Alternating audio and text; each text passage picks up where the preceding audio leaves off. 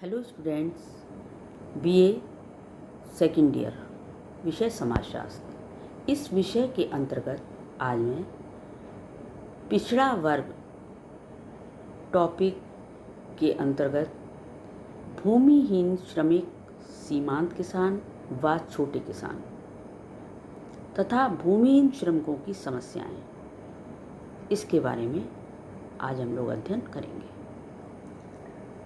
भारतीय कृषि अर्थव्यवस्था की बहुत गंभीर समस्या है खेतिहर मजदूर, सीमांत किसान और छोटे किसानों की।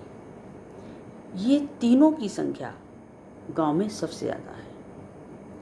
ये लोग अपना जीवन बहुत गरीबी में व्यतीत करते हैं और जो गांव के सेठ साहूकार लोग होते हैं वो अपने घर का, अपने खेत का काम इनसे गुलामों की तरह करवाते हैं और इनकी गरीबी का फ़ायदा उठाकर इनको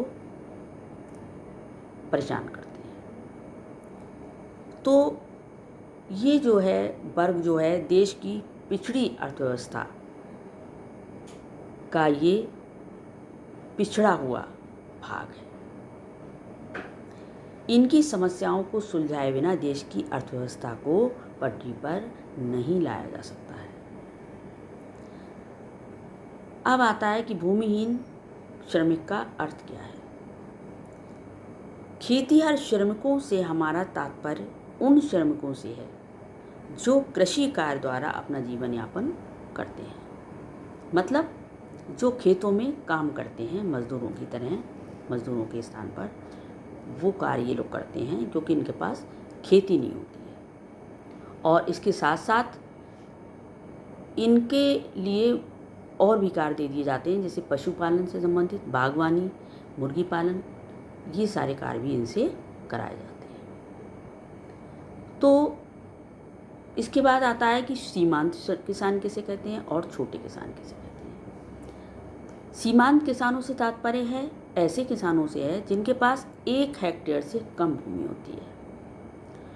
1 हेक्टेयर से 2 हेक्टेयर तक की भूमि वाले लघु किसान कहलाते हैं और 2 से 4 हेक्टेयर वाले अर्ध मध्यम कहलाते हैं और 4 से 10 हेक्टेयर वाले मध्यम एवं 10 हेक्टेयर से अधिक भूमि वाले बृहद किसान माने जाते हैं। देश में ऐसे किसानों की संख्या बहुत अधिक है और इनसे संबंधित समस्याएं भी बहुत ज़्यादा हैं। तो अब मैं भूमिहीन श्रमिकों की समस्याओं के बारे में बता रही हूँ। भूमिहीन श्रमिक, सीमांत और छोटे किसान, इनकी कुछ समस्याएं हैं, जैसे रोजगार की समस्या।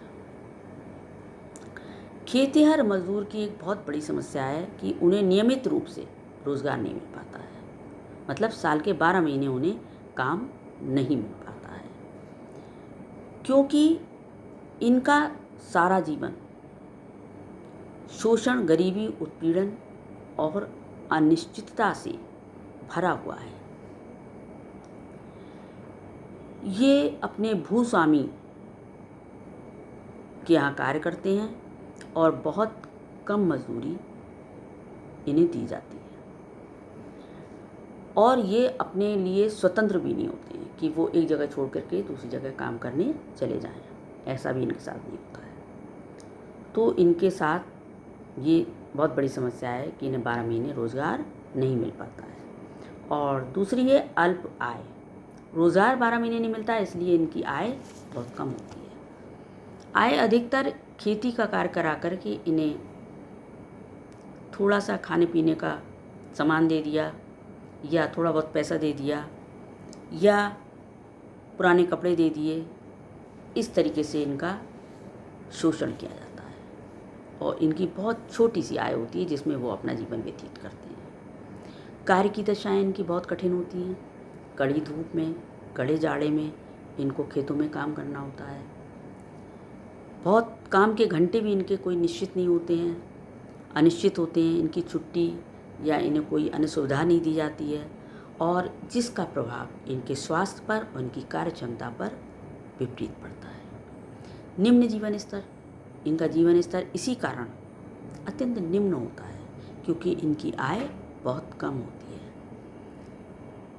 ये मोटा अनाज खाते हैं और जैसे ज्वार, बाजरा, मक्का आदि, और पौष्टिक पदार्थ या मांस, मछली, दूध, फल आदि इनके उपभोग से ये बहुत दूर रहते हैं। वस्त्र भी इन्हें पर्याप्त नहीं प्राप्त होते हैं और चिकित्सा व अन्य सुविधाएं भी इनको नहीं मिल पाती हैं। ऋणग्रस्तता, ये ऋणग्रस्त रहते हैं क्योंकि एक्स्ट्रा कोई भी इनका काम होता है तो इन्हें उधार लेना होता है, तो ये हमेशा ही उधार में बंधे रहते हैं। दयनीय सामाजिक स्थिति, इन सब कारणों से, उपयुक्त कारणों से इनकी स्थिति समाज में अत्यंत दयनीय होती है। लोग इन्हें बहुत दयनीय दृष्टि से देखते हैं। सहायक धंधों का अभाव होता है, कोई इनके पास ऐसा धंधा नहीं होता है जिससे ये खेती पर काम करने के बाद कुछ और कार्य कर लें, उससे अपनी इनकम बढ़ा लें। संगठन का अभाव, ये चूँकि दूर दूर होते हैं इसलिए इनमें आपस में संगठन का भी अभाव होता है। ये संगठित हों तो भी कुछ संगठित होकर के कोई बात अपनी कह सकते हैं, लेकिन संगठन भी इनके बीच में नहीं बन पाता है। हरित क्रांति, हरित क्रांति होने से, हरित क्रांति के अंतर्गत क्या मतलब, ये जो यंत्र नए नए आए हैं या जैसे ट्रैक्टर है या नवीन साधन हैं खेती के, या नवीन खाद है, बीज है, कीटनाशक हैं, दवाइयों का प्रयोग किया जाता है, इनसे क्या होता है, उत्पादन में वृद्धि होती है और हरित क्रांति का लाभ गांव के बड़े बड़े लोगों को प्राप्त होता है, और जो गरीब लोग हैं, जो मजदूर वर्ग हैं, जो लघु किसान हैं, इनको उसका भी लाभ प्राप्त नहीं होता, इसलिए इनकी स्थिति हमेशा दयनीय बनी रहती है। तो ये टॉपिक हो गया आपका, और इसके बाद मैं नेक्स्ट इसी में एक पार्ट, अभी एक नहीं, अभी 2-3 पार्ट और हैं कि सुधार हेतु सरकार द्वारा किए गए प्रयत्न, इन लोगों के लिए सरकार के द्वारा क्या क्या प्रयास किए गए हैं, इसके बारे में आपको नेक्स्ट वीडियो में लूँगी। Thank you.